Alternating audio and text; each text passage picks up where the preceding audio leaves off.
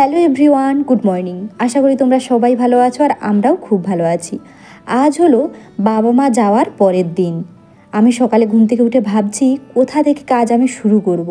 বিছানাপত্র, পোশাক আশাক, তারপর মা বাবার যেসব জিনিসপত্র এনেছিল, চাল মুড়ি আরও যা যা জিনিস এনেছিল সেই সব সব এলোমেলো হয়ে আছে। আর কালকে রাত্রে তো খাওয়া দাওয়া যা করেছি ঘুমিয়ে গেছি, কোনো কিছু ধোয়াধুয়ি মোছামুছি কিচ্ছু করিনি। আর ও এখানে এখনও ব্রাশ করছে আর গোটা চারদিক খুব নোংরা হয়ে আছে। কারণটা কি জানো তো? পোশাক ধুতে গেলে জল লাগে, বাসন ধুতে গেলে জল লাগে, আর ঘর মুছতে গেলেও জল লাগে, কিন্তু ড্রামে জল একদম নেই, একটু তলাতে পড়ে রয়েছে।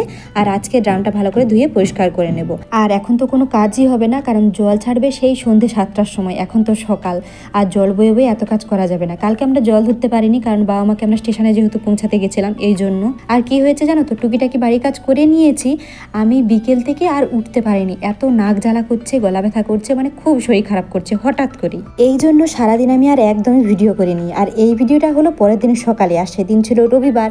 তাই ও বললো হাটে যাব, আর আমিও বললাম চলো আমিও তাহলে একটু যাই, যেহেতু একটু আলু পেঁয়াজ একটু বেশি বেশি করে নেওয়া হবে। আলু বেশি করে নিলে না একজন থাকলে একটু অসুবিধে হয়, এই জন্য আর কি আমিও আসছিলাম। এখন এসেছি শাকের দোকানে, কত রকমের শাক রয়েছে। ও বললো আজকে আমরা লাল শাক নেব। আর শাকে কি হয় জানো তো, বাইরের দিকে শাকগুলো তো খুব ভালো থাকে, কিন্তু ভেতরের দিকে শাকগুলো না কেমন নষ্ট নষ্ট থাকে। যাই হোক, তার মধ্যে থেকে একটা ভালো দেখে নিয়েছি। আর এখন এখানে নিচ্ছি শিম। এখন আমরা এসেছি আলুর দোকানে, আর আমরা আলু নিলে এনার কাছ থেকেই নিই, এনার আলুগুলো একটু ভালো হয়। আর এখানে আলুর দাম 3 কেজি আলুর দাম 100 টাকা। বাড়ির ওদিকে কত টাকা আমি জানি না। ও বলছে আলুর দাম কমেছে, তখন উনি বলছে যে যখন কমবে তখন আমি ফোনে মেসেজ দিয়ে দেবো। আর ওনার কাছ থেকে আমরা আলু পেঁয়াজটা কিনে থাকি। এখন এসেছি সবজির দোকানে, আমরা একটু ওল নিয়েছি। আর ও জিজ্ঞাসা করছে ওই আন্টিকে যে ওলকে কি বলা হয়। উনি বলছে ওলকে বলা হয় সুরান, আর আমরা শুনছি সুরাট।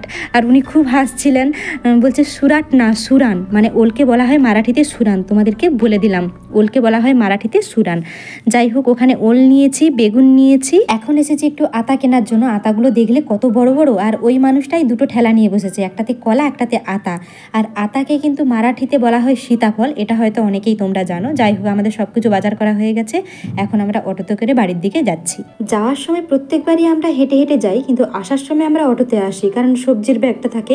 আর এবারে তো আমরা আলু নিয়েছি 3 কেজি, কারণ ওই দোকানি বলেছিল আলুটা আগ্রার আলু, আর আগ্রার আলু খেতে কেমন একটা মিষ্টি মিষ্টি লাগে, ভালো লাগে না।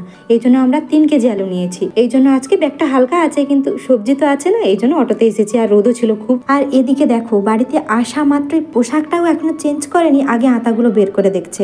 আতাগুলো একটু শক্ত শক্ত ছিল, লোকটা বলেছিল বাড়িতে একদিন রাখলে আতাটা পেকে যাবে। আরও এমন চেপে চেপে দেখছে যে আতাটা আজকেই পেকে যাবে। আতাটা দেখলে কত বড়, আমি শুধু ভাবছি কখন পাকবে আর আমি কখন খাবো। যাই হোক, ও এখন শাকটা কেটে দিচ্ছে, আর শাকটা এতটাই লাল যে দেখো পুরো জলটাও লাল হয়ে যাচ্ছে। আর আমার অবস্থা দেখো, আমি তো এদিকে পুরো সেই বার্ড ফ্লু মুরগির মতো ঝিমাচ্ছি। যাওয়ার সময় রুমাল নিয়ে গেছিলাম, এত সর্দি হয়ে গেছে। আর এখন বাজার থেকে এসে না পুরো জ্বর জ্বর লাগছে, শরীরটা আমার একদম ভালো লাগছে না। আমি চুপচাপ বসে আছি, আর ও কাজকর্ম করছে। আর মা তো এই ওষুধটা এনেছিল, আমার একটু কোমরের যন্ত্রণা করে তার জন্য। আর ওষুধের বোতলটা দেখে আমি তো অবাক, এত বড় ওষুধের বোতল কবে শেষ হবে? ওষুধ খেতে কারোরই ভালো লাগে না, আমাকেও ভালো লাগে না। আর ওষুধের গন্ধটা না সেই মধুর মতো কেমন একটা। আমি শুধু বিরক্ত হচ্ছিলাম, এত বড় ওষুধ আমি কবে শেষ করব। এই মুহূর্তে তোমাদেরকে আরেকটা কথা জানাই, আমি এখন এই রুম হচ্ছে আর ওই রুম হচ্ছি। তোমরা তো রুমগুলো দেখেছো কেমন। আসলে বাইরে এত বাচ্চারা চেঁচামেচি করছে, আর তাদের মায়েরা কি করছে জানো তো, রুমের বাইরে বসে জোরে জোরে ফোন চালাচ্ছে। আমি একটু ভয়েস ওভার দিচ্ছি, করতে পারছি না। তারপর ওই যে ট্যাপটা রয়েছে, ওখানে কেউ জল ছাড়ছে, সাইকেল চালাচ্ছে, চিৎকার চেঁচামেচি করছে, এইসব চলছে আর কি। একদিন আমি না বাইরে বেরিয়ে দুটো ছোট বাচ্চাকে, তাদের বয়স 3-4 বছর হবে, তাদেরকে চুপ করতে বলেছিলাম। যা চুপ করতে বলেছি তারা না চুপ হয়ে গেছে। আমাকে তাদের মুখটা দেখে না খুব কষ্ট হয়েছিল, যে আমার কথাতে তারা চুপ হয়ে গেল, তারা তো খেলছিল এই জন্য আর কি। আর একদিন কি হয়েছে, আমি গানের ভিডিও বানাচ্ছিলাম, তখন বাজে 4টা।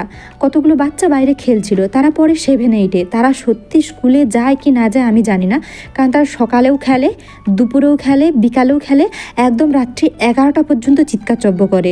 তারা কিসে পড়ে আমি জিজ্ঞাসা করেছিলাম, এই জন্য জানতে পারলাম দেখছি তারা চিৎকার করছে, তাদেরকে চুপ করতে বললাম, সেই মুহূর্তে চুপ করলো। আবার যা গানের ভিডিও করা শুরু করেছি দেখি আমার দরজার সামনে এসে চিৎকার চব্য করছে, মানে এত তারা দুষ্টু।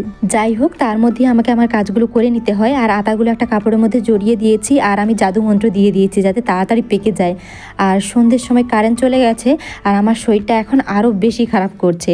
আর ও এখন একটা বাটিতে করে সর্ষের তেল আর একটু বাম নিয়ে গরম করছে আমার একটু পায়ে মাখিয়ে দেওয়ার জন্য।